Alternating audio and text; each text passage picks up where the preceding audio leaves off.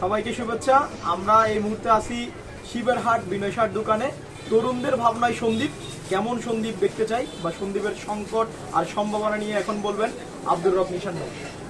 আচ্ছা, আসলে তরুণদের ভাবনার কোনো জায়গা নির্দিষ্ট কোনো জায়গা লাগে না। আমরা মিষ্টি খেতে আসছিলাম, তো এখানে দক্ষিণ সন্দ্বীপকে যারা রিপ্রেজেন্ট করে, বিশেষ করে নজরুল নাইম সহ আরও যারা আছে, আমরা সবার আলোচনা শুনবো। তো এই সন্দ্বীপ একটা পরিবর্তনের আভাস নিয়ে আমরা সবার মতামত জানতে চাইবো, তারা কেমন সন্দ্বীপ দেখতে চায়। তো সন্দ্বীপের আসলে সংকট, সম্ভাবনা এবং ভবিষ্যৎ পরিকল্পনা, তরুণদের স্বপ্নের কথা জানবো। তো যেহেতু এখানে আমরা নির্দিষ্ট কোনো উপস্থাপক না, আমিও কাছে জানতে চাইবো আসলে ও সন্দীপের বর্তমান কি সম্ভাবনা, সংকট দেখতে পাচ্ছে এবং সম্ভাবনা কি দেখে, এবং তার সন্দীপকে তার স্বপ্নটা আমরা জানবো। এই প্রশ্নটা ছিল আমার, কিন্তু উল্টো বের করা হয়েছে। আচ্ছা, সংকট বলতে সাধারণত আমরা সবাই তো এগুলো কমন বিষয় বলতেছে, যেমন নৌ যাতায়াত আছে, প্রধান সড়কগুলো নিয়ে সমস্যা আছে, তারপর চারপাশে বেড়িবাঁধ নিয়ে সমস্যা আছে, এছাড়াও স্বাস্থ্য খাতের সমস্যা আছে। আর সম্ভাবনা যদি বলতে চাই তাহলে চারপাশে যে জেগে ওঠা চর, এই চরে অঢেল পর্যটনের সম্ভাবনা রয়েছে। সন্দ্বীপের দক্ষিণ যে পাশে যে চর রয়েছে এখানে আপনার বন্দরের সম্ভাবনা রয়েছে। যদি এই কাজগুলো যদি আমরা একদম খুব সুন্দরভাবে গোছানোভাবে করতে পারি, তাহলে আমরা অর্থনৈতিকভাবে বা সামষ্টিকভাবে সমৃদ্ধশালী একটা জনপদ হতে পারি। এরপর আপনি কিছু বলেন তো আমাদের। আচ্ছা, সংকট আসলে কিছু সংকট হচ্ছে স্থায়ী আর কিছু সংকট হচ্ছে চলমান।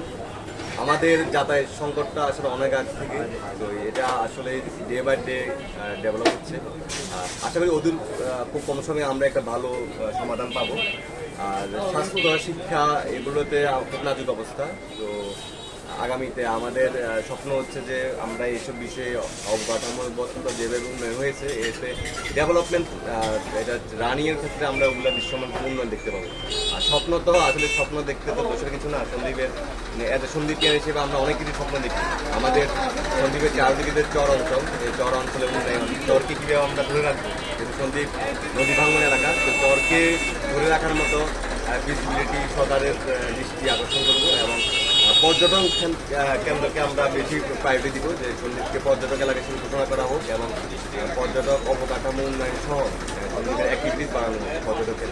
এটাই আমার দাম। আর নজরুল নাইমের কাছে আমার জানতে চাওয়া, যেহেতু শিবের হাট কেন্দ্রিক দক্ষিণ সন্দীপ, তো এখানের ঐতিহ্যবাহী মিষ্টি, এটাকে কীভাবে প্রমোট করা যায়? এটা তো আসলে দেশব্যাপী একটা সুনাম আছে। এর বাইরে রাষ্ট্রীয় কিছু স্বীকৃতি, আমরা যেটাকে বলি জিআই পণ্য বলি, যদি এই কাজটা করতে পারে, আমার মনে হয় পুরো বিশ্বব্যাপী এটার খ্যাতি স্থায়ী হবে। বিনয় শাহ মিষ্টি শুধু সন্দীপ না, বাংলাদেশ না, আমেরিকা পর্যন্ত এর নাম ডাক আমরা জানি। আমরা যারা পর্যটক, ওরা কিন্তু খাবার রসিক হয়, ওরা আসলে সন্দীপ আসলেই এই মিষ্টিটা খেতে চাই। তো এটাকে আমরা যত রিপ্রেজেন্ট করা যায়, যেহেতু তুমি এখানকার স্থানীয়, আমি চাইবো তোমরা এটাকে আরো প্রমোট করো। তো এই সন্দীপের নিয়ে তরুণদের ভাবনায় প্রথম যে আলোচনা, এটা আমরা সংক্ষেপে এখানে শেষ করছি। পরবর্তীতে আমরা অন্য কারো কাছ থেকে সন্দীপ নিয়ে জানবো। তরুণদের ভাবনায় সন্দীপ। সবাইকে ধন্যবাদ।